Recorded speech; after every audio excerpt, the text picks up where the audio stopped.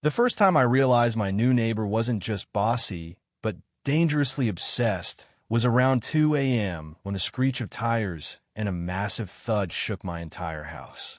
I bolted to the window, heart pounding, and saw Susan, the iron-fisted president of our suburban homeowners association, standing beside her mangled pickup truck. She just tried to plow right through my heavy-duty, wrought iron gate like it was made of paper. Smoke billowed from her engine, her headlights flickered, and she was yelling curses into the night. That's when I knew this petty feud over neighborhood curb appeal had turned into something much darker. And if Susan thought she could bully me into tearing down my gate, she was about to learn how far I'd go to protect my family.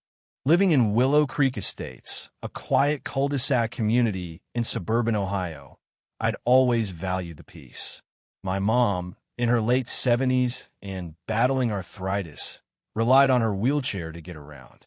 After a string of break-ins in nearby towns, I'd scraped together savings from my job as a night shift mechanic to install that gate. It was solid, thick bars anchored in concrete with a keypad lock.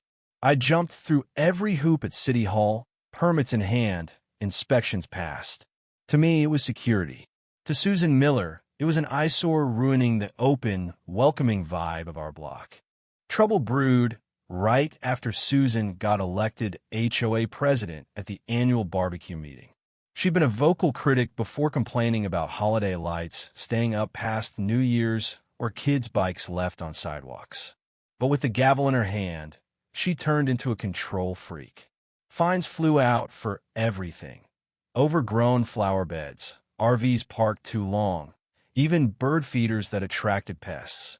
My warning came in the form of a certified letter slapped on my mailbox. Unauthorized barrier. Remove immediately or face penalties. I confronted her at her colonial-style home across the street, papers in hand. Susan, this gate's fully permitted. It's for my mom's safety. She can't move fast if there's trouble. She crossed her arms, her bob haircut framing a smug grin. Mike, this isn't about permits. It's about uniformity. Everyone else has picket fences or hedges. Your fortress sticks out like a sore thumb. If you can't blend in, maybe find a neighborhood that suits your paranoia. Her words stung, but I held firm. It's staying. End of story. That night, my security app pinged. There was Susan's truck idling at my driveway's end. Through the night vision feed, I watched her rev the engine and charge. The crash was deafening metal on metal, sparks flying. Her bumper crumpled, but my gate held strong. I rushed out as alarms wailed. What the hell, Susan? You could have killed someone. She stumbled from her truck, furious. This is on you. Take down that ugly thing, and none of this happens. I laughed bitterly, phone recording. You're on camera committing vandalism. Police are on their way. Sirens blared, officers arrived, and after seeing the footage, they cuffed her for property damage and trespassing. As they drove off, she glared from the back seat. You'll regret this, Mike. For a moment, I thought it was over. But HOA tyrants like Susan don't quit easily.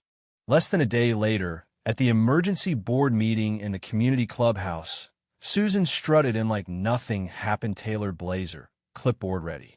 Bail was posted, charges pending. She sneered at me. The board, stacked with her cronies, reinstated her and slapped a new rule. All non-standard enclosures must pass inspection in 48 hours or face demolition. It was blatant retaliation. Fuming, I dove into the HOA handbook. Buried in the fine print, new rules needed a full member vote. Susan had bypassed it.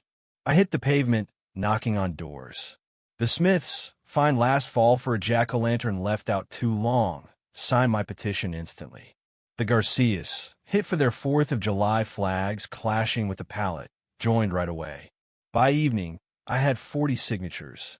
Then I started a private Facebook group, Willow Creek HOA Overhaul. Stories poured in. Susan finding widows for faded shutters, threatening liens over trampolines. Membership hit 100 overnight. Susan noticed. She cornered me at the grocery store, voice low and venomous. Stirring up trouble? You'll pay. But I fired back, found her own violation. Her backyard privacy fence encroached on a city wetland buffer, 5 feet over the limit. I tipped off zoning anonymously. Inspectors showed up. She had to tear it down. Watching contractors rip it apart from my porch, I waved cheerily. Tough break on the aesthetics, Susan. She went nuclear. Trash cans were overturned in my yard. Scratches on my fence posts. An anonymous note. Leave now. Then, late one night, cameras caught her sneaking up with a spray can, tagging outsider in red. I called the cops. They nabbed her mid-act. You're done, I said as they cuffed her. She shrieked. I'm saving this community from people like you. The board ousted her for good. New president, Tom from down the block, promised fair play. But Susan sued from jail claiming my gate caused her truck damage and emotional trauma. Her lawyer bombarded me with papers. I countered with a dossier, videos, testimonies, her rule-breaking history. At the hearing, the judge slammed her case. Frivolous. Dismissed. Even locked up, her allies led by her brother-in-law, Dale, kept harassing. Broken bottles in my driveway. Suspicious cars lurking.